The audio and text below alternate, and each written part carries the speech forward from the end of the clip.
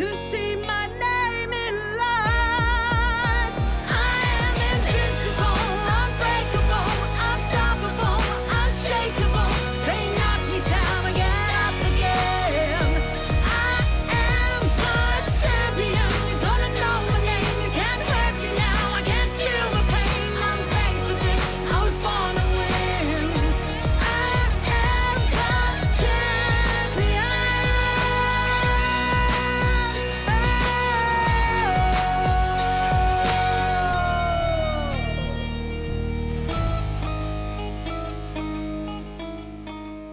Success is a word that so many of us aspire to, yet many of us never actually take the time to work out what it is, let alone do the work to get there. So let's fix that now. Hi, I'm Samantha Leith and welcome to the Samantha Leith Show.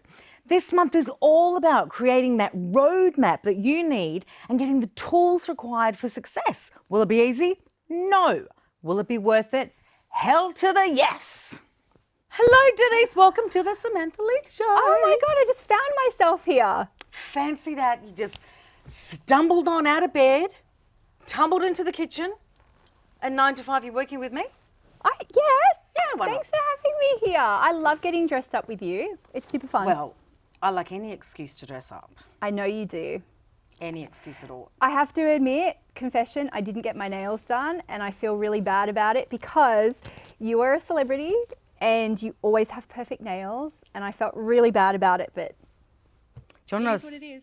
They're not quite perfect, but they're pretty good. They look good to me. But I like them.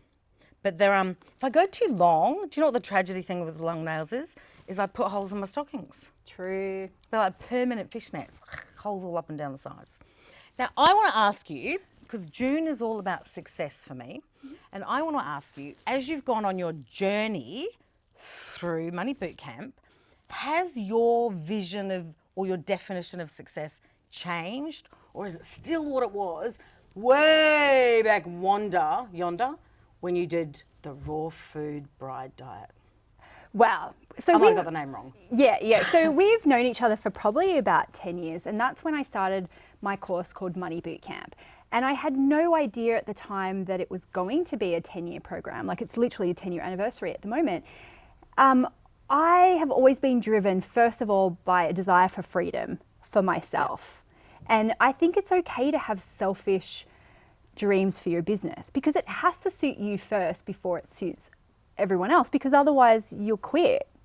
Exactly. Yeah. It just, you'll lose interest. And we've seen this in lots of people who have, started around the same time as us and they get bored with things. So for me, it was always, I want to be able to have freedom and flexibility. I want to be able to have abundance to create a good life for me and my family. And I want that flexibility because, I did have a bit of a kind of a corporate career, but I couldn't handle the rules. I couldn't handle the lack of freedom. So success for me is still about freedom, but it's helping other people create freedom and empowerment for themselves. So it's still the same, but I think sometimes, I love money, obviously, clearly, but it's always about freedom for me. The money's great, but freedom, being able to do what you want to do when you want to do it is the most important thing. And the money helps you do that. The money does. And sometimes people think, I don't want a big business because I'll have less freedom. Yeah.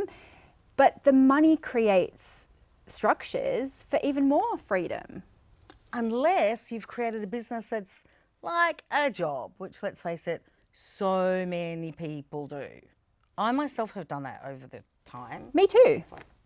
And I wake up and I'm like, I've got to do this because I've got to pay my mortgage, or I've got this dream I want to achieve, but I really don't want to do what I'm doing. So then the vision of success goes out the window. And as you said, I get bored and I'm like off in another direction, following a mirror ball. Yeah, but you know what? I think sometimes we think, especially as women, if I'm not into this 100% every single day, then I don't deserve to make money from it. And the truth is, every business, every job is going to have some boring bits, some parts where you feel resistance, but there's almost this guilt that, well, I can't make money out of it if sometimes I don't like it, or if sometimes I find it a little bit boring. But it's that longevity that we're looking for, and always looking to where we can make it more enjoyable for ourselves. Like playing dress up. Yes, babe. Honestly, I think sometimes we lose our creative mojo. Totally, And totally. I think you and I were both in that place where we messaged each other and said, like, let's do something fun together because we were stuck in our homes. You It's were. like month 3 of the 4,000th lockdown. It was tax time. Oh my God. I was procrastinating writing a book. I messaged you and said, let's do a money show. And we're like, And oh next my thing you God. know, we're online shopping like mad. We had our whole costume in like, the whole show's costume in like 2 weeks. Before we'd created the show.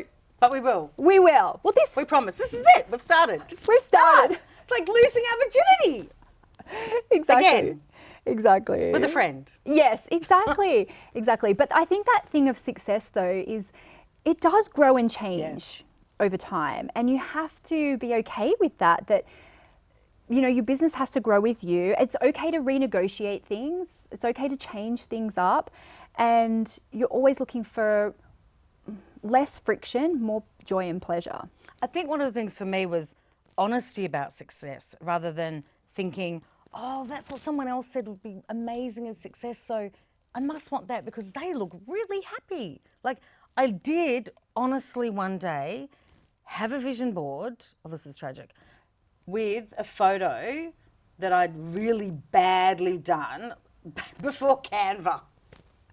I'd cut out a picture of my face and done insert picture on a Microsoft Word document Yeah. with someone else getting out of a private jet with me coming. I didn't even look like the person, but I had my face.